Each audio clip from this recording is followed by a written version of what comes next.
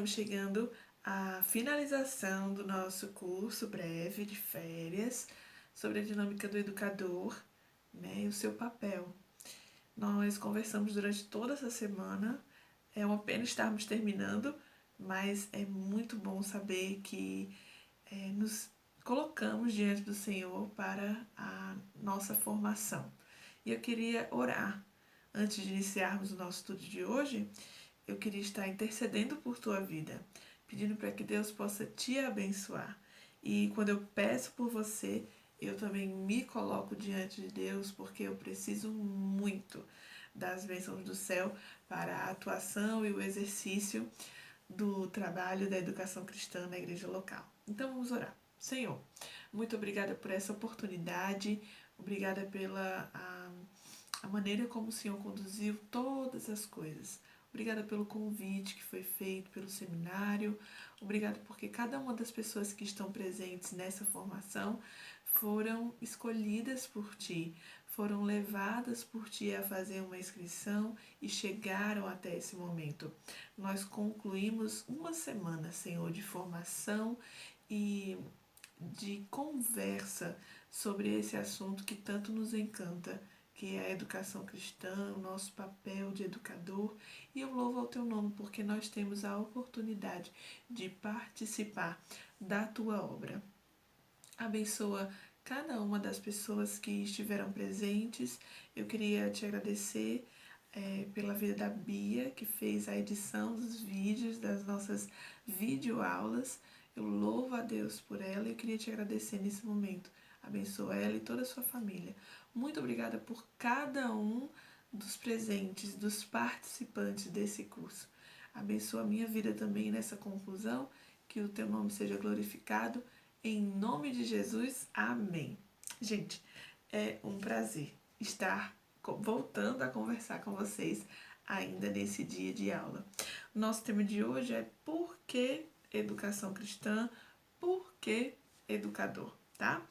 E eu queria iniciar fazendo a leitura de um texto que está na Bíblia, a Palavra de Deus, de 2 Timóteo, capítulo 3, versículos 14 a 17. Diz o seguinte: Tu, porém, permanece firme naquilo que aprendeste e de que foste inteirado, sabendo de quem o tens aprendido, e que desde a tua meninice sabes as sagradas escrituras, que podem fazer-te sábio para a salvação, pela fé que há em Cristo Jesus. Toda a escritura é divinamente inspirada e proveitosa para ensinar, para redarguir, para corrigir e para instruir na justiça, para que o homem de Deus seja perfeito e perfeitamente instruído para toda boa obra. 2 Timóteo, capítulo 3, versículos 14 a 17, estão aí na sua apostila. Gente, eu queria destacar esse texto logo no início, porque ele fala muito ao meu coração e ele traz a importância da palavra de Deus na formação do homem, né? Na composição da sua identidade, na composição do conhecimento que tem sobre Deus, e isso é de extrema relevância para o nosso porquê educação, porquê educador. Iniciamos essa sessão então com esse texto de Paulo a Timóteo, que por sua vez era um jovem iniciando a fase adulta e com aproximadamente 30 anos. Eu tenho 30 também e me sinto muito nessa posição de Timóteo, sabe? Em relação à atuação no ministério, em relação ao conhecimento da palavra de Deus, me sinto como Timóteo em relação também ao assumir a missão. E Paulo se colocava nesse papel de conselheiro, e eu queria destacar essa capacidade que Paulo tinha de ser conselheiro. E ele dava esses conselhos a Timóteo nesse início da sua caminhada como missionário, né? E por ele ser jovem, eu considero ele jovem, nesse início com uns 30 anos, fazendo a missão para a qual Deus o destinou, ele precisava de alguém que o aconselhasse. E Paulo é esta pessoa que dá os conselhos a Timóteo, mas que pede que ele pondere todos esses conselhos. E ponderar é ouvir atentamente, fazer uma reflexão sobre aquilo que foi dito e dizer: sim, faz sentido, posso seguir por esse caminho. Entende o que eu quero dizer? Então, Paulo dava o conselho e ele pedia para Timóteo ponderar tudo que ele estava aprendendo, a partir do conhecimento que ele tinha, a partir da formação que ele teve. Percebe que os conselhos de Paulo estão registrados na Bíblia, a palavra de Deus, e são para os nossos dias de hoje também. Quando me fazem a pergunta por que educação ou por que educadora cristã, vem-me à mente este exemplo e esta passagem de 2 Timóteo 3. Fiz educação cristã porque o instrumento de ensino é a palavra de Deus. O Evangelho me alcançou. Então, eu preciso estudar mais sobre essa palavra, eu preciso levar essa palavra a outras pessoas e fiz educação. E respondo, por que educação? Para que eu possa estar cada vez mais conhecendo essa palavra, conhecendo o Deus que me deixou essa palavra, para que eu falasse dele às outras pessoas, para que essa boa nova fosse espalhada. Então, tendo como instrumento de ensino e de minha formação a palavra, eu destaco que, por que educação? Porque o instrumento é a palavra de Deus. E essa palavra precisa ser conhecida para que outras pessoas sejam alcançadas e tenham a Cristo como Salvador. E a Bíblia fala, né, que o povo padece por falta de conhecimento. Precisamos, então, estar utilizando cada vez mais a palavra nos nossos espaços de formação. Então, a palavra ensina, ela dá resposta, ela corrige e instrui na justiça. É a base da prática do educador. Então, escolhi educação cristã, escolhi ser educadora, por quê?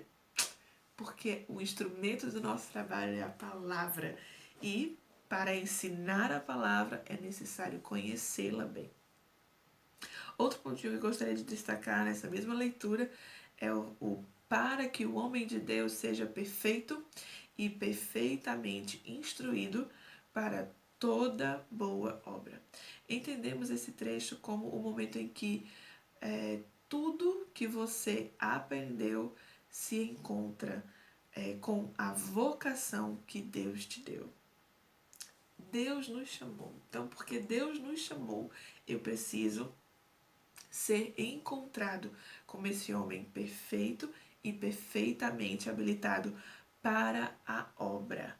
Assim, o Espírito Santo nos traz à memória que a ordem que Jesus deixou é para todos, para que todos levem a palavra, para que todos ensinem, para que todos façam parte do alcance de outras pessoas, até os confins do mundo. Então, leve a palavra até os confins do mundo. Essa foi a ordem que Jesus nos deixou, não é mesmo? Eu preciso fazer parte da obra e preciso ser encontrado perfeito e perfeitamente habilitado. Você quer ser encontrado perfeitamente habilitado? Então, siga a palavra. E a palavra te diz que você faz parte da obra. Mais do que nunca, o povo precisa conhecer a palavra. Quem estava com o tanque cheio utilizou bem nesse período de pandemia mundial, não é verdade?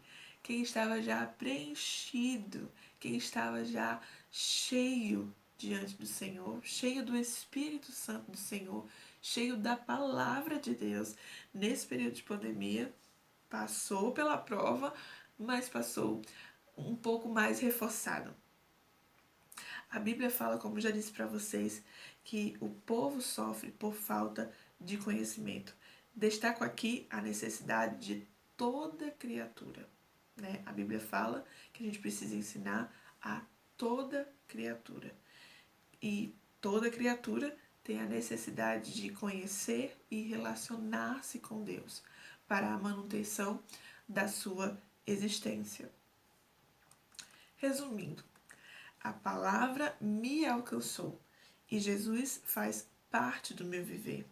A minha vida precisa ser encontrada no caminho da perfeição e seguindo a instrução para a obra. A obra, por sua vez, é o alcance e ensino a todos do caminho para uma nova vida com Cristo. Então, eu queria ler novamente esse resumo, tá? Porque ele faz todo sentido. É uma informação bem ligada à outra, bem relacionada, tá? A palavra me alcançou. E Jesus faz parte do meu viver. A Bíblia fala que o verbo se fez carne e habitou entre nós. Então a palavra faz parte do meu viver. Jesus Cristo mora em meu coração. A minha vida precisa ser encontrada no caminho da perfeição. Eu não sou perfeito, mas estou no caminho, estou nesse processo. E seguindo a instrução para a obra. A Bíblia fala que eu preciso ser encontrada neste caminho da perfeição para o exercício da obra, que por sua vez é o alcance e ensino a todos nessa minha caminhada. Nos dias de pandemia, como funciona então esse porquê? Vamos continuar seguindo. Talvez no início dessa pandemia o sentimento geral era de que o que vamos fazer? E nós nos reinventamos, não é verdade? Tiramos da crise a oportunidade de fazer o que ainda não havíamos tentado. O que eu gostaria de te dizer é que você continua sendo educador. Em meio à crise, você continua sendo educador cristão, chamado por Deus para instruir, ensinar e, mais do que nunca, pensar, planejar, propor novas oportunidades para a Igreja de Cristo. Então, vou repetir mais uma vez, hein? O que eu gostaria de dizer é que você continua sendo educador cristão, chamado por Deus para instruir, ensinar e, mais do que nunca, pensar, planejar, propor novas oportunidades para a Igreja de Cristo. Porque o chamado pelo qual você foi convidado não mudou. E quem chamou está sempre presente. Nesse tópico, sobre o que fazer em meio à pandemia, eu queria destacar. Em primeiro lugar, tenha pessoas que intercedem por você. Você precisa ter alguém que faz esse trabalho por você, sabe? Que pensa em você em oração, que ora pelos desejos do teu coração, que pede a Deus que o Espírito Santo esteja sobre você. Tenha alguém que intercede por você, ou mais de uma pessoa que intercede por você. Monte uma equipe que pensa em estratégias novas. Às vezes essas pessoas estão dentro da sua casa e podem te dar alguma ideia. Então eu vejo às vezes uma professora que é do departamento infantil que está precisando contar a história aqui nesse espaço virtual, que chama o filho e pergunta: como é, filho, que você gosta de assistir? Como são os vídeos que você gosta de assistir? E de lá tirar ideias, sabe? Então, a gente precisa formar uma equipe, pessoas que nos dão ideias. Pergunte, sabe? Não tenha medo de perguntar. Como está sendo feito na sua igreja? Amiga, me conta, como você acha que eu poderia melhorar? Qual seria uma estratégia melhor para alcançar os nossos objetivos? O que você acha da gente fazer assim agora? Então, pergunte, não tenha medo de fazer esse tipo de pergunta e nem de saber de alguém o que ele pensa ou o que ele acha. Depois de fazer isso, passe a visão para esse grupo de pessoas. É muito importante que toda a sua equipe esteja por dentro do que você pensa, do que você deseja. Passe a visão, tá? No Meet a gente vai conversar mais sobre esse pontinho. Tenha as tarefas para cada componente do grupo. Se você convidou alguém para fazer parte de sua equipe, tenha uma tarefa específica para aquela pessoa, tá? Anime a sua equipe. Nesse período de pandemia, todos nós estamos né, um pouco abalados. Nossas emoções foram alteradas. Tivemos momentos que tivemos notícias boas, momentos de notícias ruins. Então, anime a sua equipe. Traga mensagens que possam trazer esperança ao seu pessoal. Por fim, avalie o seu trabalho. Não faça essa avaliação sozinho. Convide aqueles que são líderes junto com você para estar fazendo parte desse momento de avaliação. Bem, por hoje, nossa parte teórica é essa, mas eu não poderia terminar nossa videoaula sem fazer os agradecimentos, e eu coloquei eles aqui escritos para que a gente pudesse concluir esse momento, tá? Mas, graças a Deus, que nos dá a vitória por nosso Senhor Jesus Cristo. 1 Coríntios 15, versículo 54. Agradeço por essa vitória e oportunidade de me aprofundar no assunto pelo qual sou apaixonada, educação. Deus bem sabe como me senti honrada com o convite para fazer parte desse momento na história da casa que me habilitou educadora cristã. Gratidão a Deus e ao meu seminário. Tu, pois, meu filho, fortifica-te na graça que há em Cristo Jesus, e o que de mim, entre muitas testemunhas, ouviste, confia-o a homens fiéis, que sejam idôneos para também ensinarem os outros. 2 Timóteo, capítulo 2, versículo 1 e 2, desculpa. Agradeço por este compartilhar. Cresci com você que participou deste curso. Desejo que na sua caminhada você possa aprimorar conhecimento e impulsionar pessoas à sua volta. Gratidão a você. Agora, prossigo para o alvo pelo prêmio da soberana vocação de Deus em Cristo Jesus. Filipenses 3:14. Essa é a minha palavra de gratidão. Que Deus nos abençoe. Ainda temos mais um encontro no Meet. Eu te aguardo por lá. Beijo. Tchau, tchau.